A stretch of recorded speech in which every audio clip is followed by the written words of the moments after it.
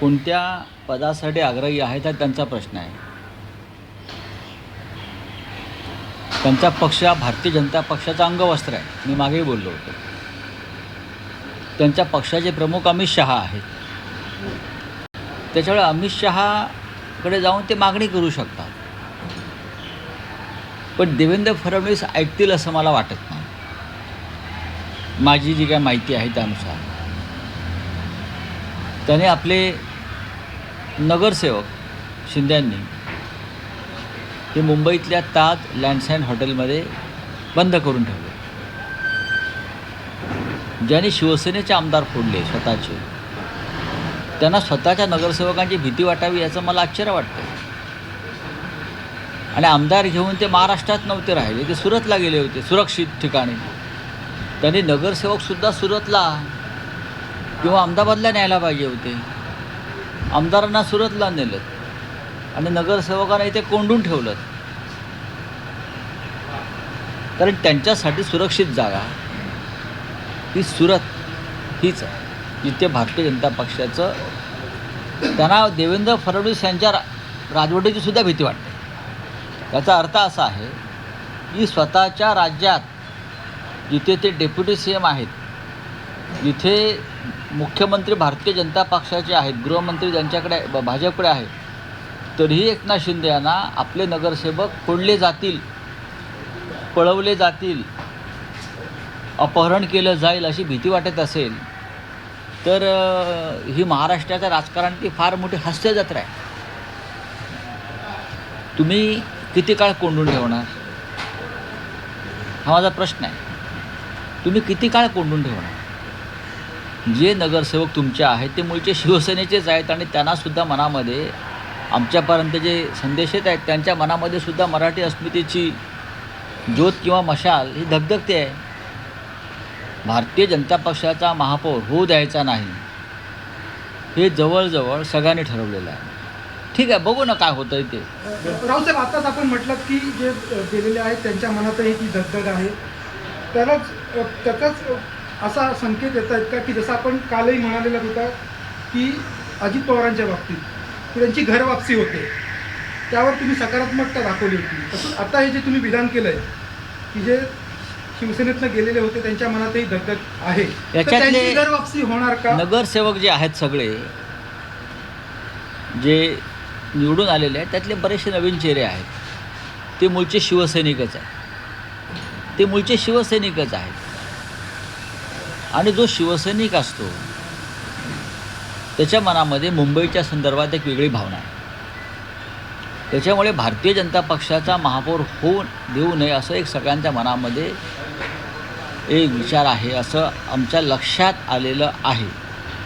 आणि जरी तुम्ही किती कोंडून ठेवलं तरी इतकी साधनं असतात संपर्काची, दळणवळणाची, संदेश देण्याची, त्यानुसार संदेश येतच असतात. त्यानुसार त्यांची घरवापसी झाली तर तुमची सत्ता स्थापना होऊ शकते. बघा, काल माननीय शिवसेना पक्षप्रमुख उद्धव ठाकरे यांनी सांगितलं की मुंबईचा महापौर शिवसेनेचा किंवा ठाकरे बंधूंचा व्हावा यापेक्षा भाजपचा होऊ नये, ही सगळ्यांची भावना आहे. आणि देवाची इच्छा असेल तर शिवसेनेचा महापौर बसू शकतो. काल मी सकाळी राज ठाकरे साहेबांची भेट घेतली. काल उद्धवसाहेब आणि राजसाहेब यांच्यात पण दूरध्वनीवर चर्चा झाली. अनेकांशी चर्चा सुरू आहेत.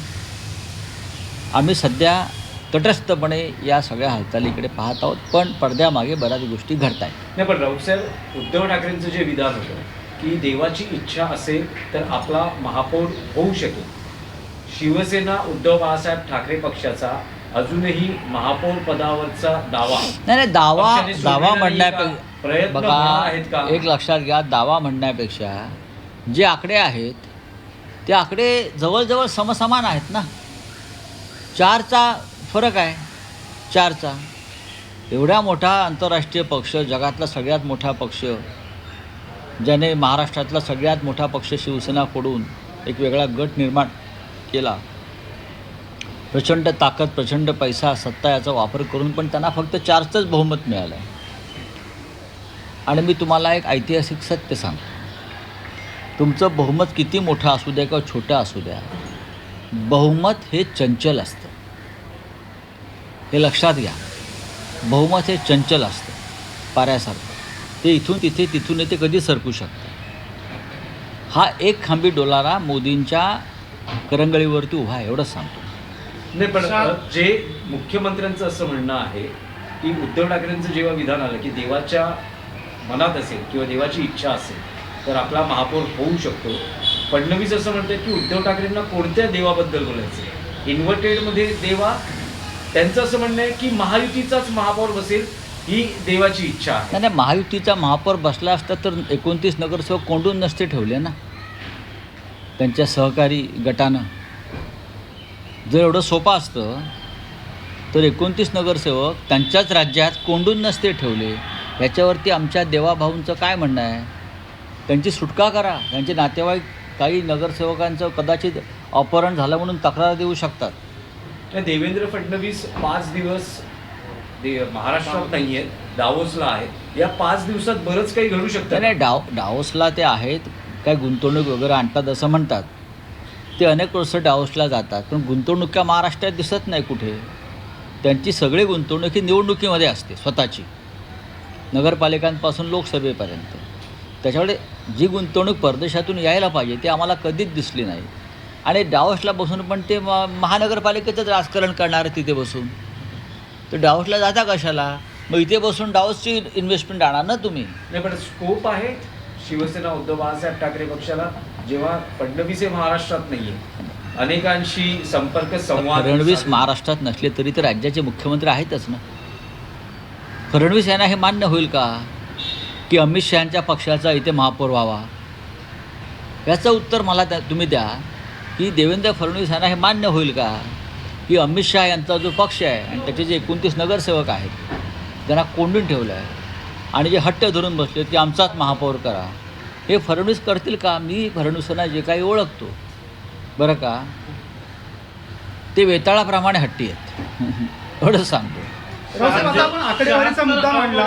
नगरसेवक निवडून आलेले आहेत. हे असं आहे की देवेंद्र फडणवीस असं म्हणाले, मी आज ऐकलं की मुंबईतल्या मराठी मतदारांनी आम्हाला मतदान केलं, शिवसेनेला नाही. मग हे 76 आले कुठून?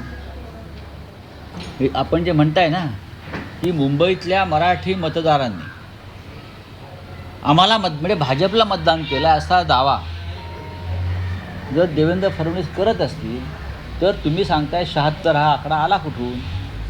हे त्यांचेच आहेत ना बहुसंख्य त्याचे भाजपचेच आहेत. हां, नाही, पण रावसाहेब, बऱ्याच दिवसानंतर महाराष्ट्राच्या राजकारणात हॉटेल पॉलिटिक्स परत सुरू झालेलं आहे. त्यावर काय सांगणार? कारण सत्ता उलथापालथ झाली तेव्हाही हॉटेल पॉलिटिक्स होतं आणि महाराष्ट्रातही आता हॉटेल पॉलिटिक्स सुरू झालेलं आहे. हे नगरसेवक स्वतःच्याच राज्यात जर लपून ठेवायची वेळ येत असेल त्या राज्यातली कायदा सुव्यवस्था पूर्णपणे ढासळलेली आहे, हे एकनाथ शिंदे यांनी फडणवीसांना दाखवून दिलं. राज्य त्यांचं, गृहमंत्री त्यांचा, मुख्यमंत्री त्यांचा, संपूर्ण बहुमताचं सरकार, दादागिरी त्यांची, गुंडगिरी त्यांची, माफिया त्यांचे. तरीही एकनाथ शिंदे यांच्यासारख्या स्वतःला भाई म्हणून घेणाऱ्या अमित शहाच्या माणसाला स्वतःचे नगरसेवक बंद करून ठेवावे लागतात. या राज्यातली कायदा सुव्यवस्था पूर्ण खतम झालेली आहे. पण हे महापौर पद मागणं, कारण शिंदे आग्रही असणे, यामागे असं म्हटलं जातं की आतापर्यंत मुंबईचा महापौर शिवसेनेचाच, अशी एक प्रथा परंपरा राहिलेली आहे. नाही, शिवसेनेचा जन्मशताब्दी शिवसेनेचा डुप्लिकेट शिवसेनेचा नाही ना. ही शिवसेना नसून अमित शहांची सेना असं आम्ही वारंवार सांगतो आहोत. म्हणजेच अमित शहाना त्यांचा माणूस मुंबईवर बसवायचा आहे. अमित शहाना एकनाथ शिंदेच्या गटाच्या, स्वतःच्या गटाच्या माध्यमातून त्यांचा माणूस बसवायचा आहे आणि देवेंद्र फडणवीस त्याला मान्यता देणार नाही. पण बाळासाहेबांचं जन्मशताब्दी वर्ष ते आम्ही बघू ना, त्यामुळे ते आम्ही पाहू ना, मुंबईचा महापौर असावा, ते आम्ही पाहू ना, शिवसेनेचा महापौर असावा, असायला पाहिजे, असायलाच पाहिजे. पण बाळासाहेबांच्या जन्मशताब्दीलाच एकनाथ शिंदे यांच्यासारख्या लोकांनी मुंबईचं महापौरपद किंवा मुंबई भाजपला दान केली, भाजपच्या कशात घातली. याबद्दल त्यांना बाळासाहेब ठाकरे कधीच माफ करणार नाहीत. रावसाहेब, आता आपण म्हटलं की मुंबईचा महापौर शिवसेनेचा असला पाहिजे, तर त्यासाठी पर्याय कुठले उपलब्ध आहेत? कारण आकड्यांचं आपण जर गणितं पाहिली तर आपल्याकडे दोनच पर्याय समोर शक्यता दिसतात. एक तर भाजपबरोबर सरळ थेट जाणं, अन्यथा उभाटाचे माफ करा शिंदे सेनेचे जे काही आपले नगरसेवक आहेत त्यांना घर वापसी करून घेऊन काँग्रेस, राष्ट्रवादी आणि अन्य असं दोनच पर्याय आपल्यासमोर हो, दिसतात. पण मला असं वाटतं की तुम्ही थोडं थांबलं पाहिजे. सगळ्या प्रश्नांची उत्तरं आता कशाला द्यायची? जे 29 नगरसेवक कोंडले गेलेले आहेत त्यांचा जो कोंडमारा सुरू आहे तो मराठी अस्मितेचाही कोंडमारा आहे ना त्यांचा. निवडून आले वगैरे ठीक आहे, पण शेवटी मुंबई ही भाजप धर्जिण्या भांडवलदारांच्या हातात जावी असं कोणालाच वाटणार नाही. एकनाथ शिंदे सोडले तर असं कोणालाच वाटणार नाही. जसं एकनाथ शिंदेंनी त्यांच्या विचारधारेसाठी वगैरे बंड केलं, तसा बंड करण्याचा अधिकार विचारधारेसाठी इतरांना सुद्धा असू शकतो त्यांच्या पक्षामध्ये.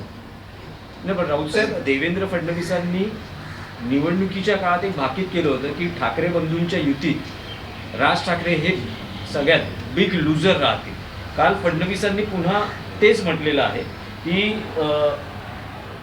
राज ठाकरेंचा ठाकरे बंधू युतीत काहीही फायदा झाला नाही, फायदा उद्धव ठाकरेंचा झालेला आहे आणि राज ठाकरे हे या निवडणुकीत मोठे लुझर ठरलेले, बिगेस्ट नाही, लुझर. बघा, देवेंद्र फडणवीस काय बोलतात त्याच्यावरती महाराष्ट्राचं मुख्यमंत्री आहेत म्हणून त्यांचं ऐकलं जातं.